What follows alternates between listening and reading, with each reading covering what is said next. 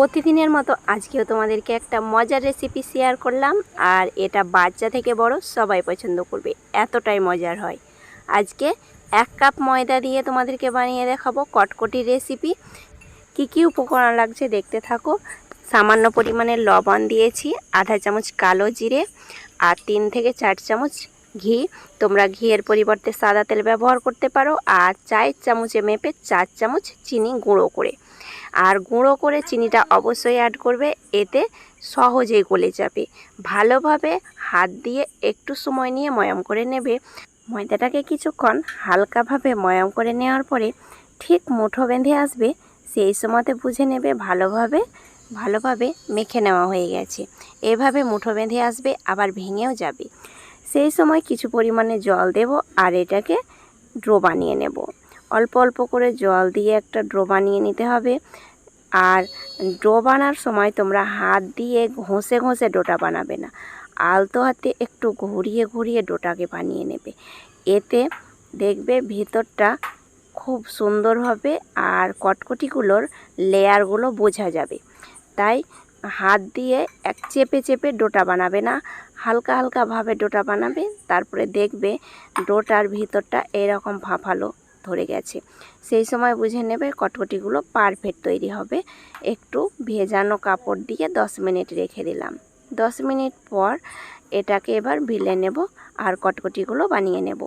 কেননা হাতে সময় থাকলে কিছুক্ষণ ঢাকা দিলে এই ডোটা পুরোপুরিভাবে সেট হয়। হাতে সময় না থাকলে তোমরা সঙ্গে সঙ্গে বেলে বানিয়ে নিতে পারো।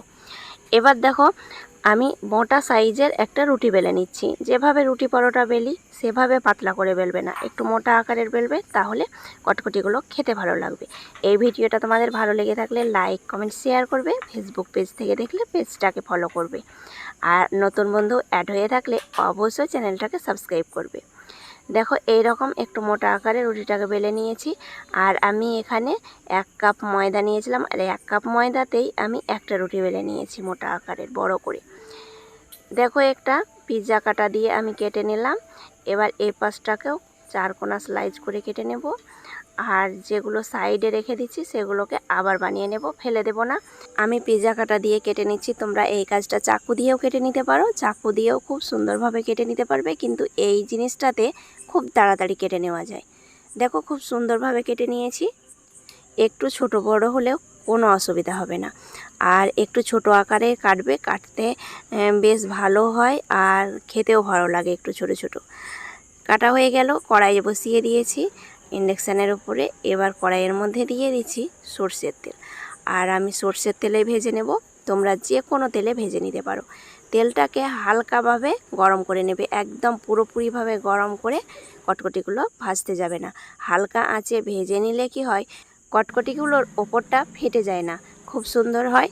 তাই আঁচটাকে একেবারে কমিয়ে দিয়ে কটকটিগুলো তেলের মধ্যে ছাড়বে। দেখো তেলটা একটু হালকা গরম হয়েছে, এরই মাঝে আমি কটকটিগুলো কড়াইয়ের মধ্যে দিয়ে দিচ্ছি। আঁচটাকে লো টু মিডিয়াম করে কটকটিগুলো ভেজে নেবে, হাই হিটে ভাজতে যাবে না, এতে একেবারে লাল হয়ে যাবে। তাই সব সময় নাড়াচাড়া করে খুব সুন্দর করে ভেজে নেবে।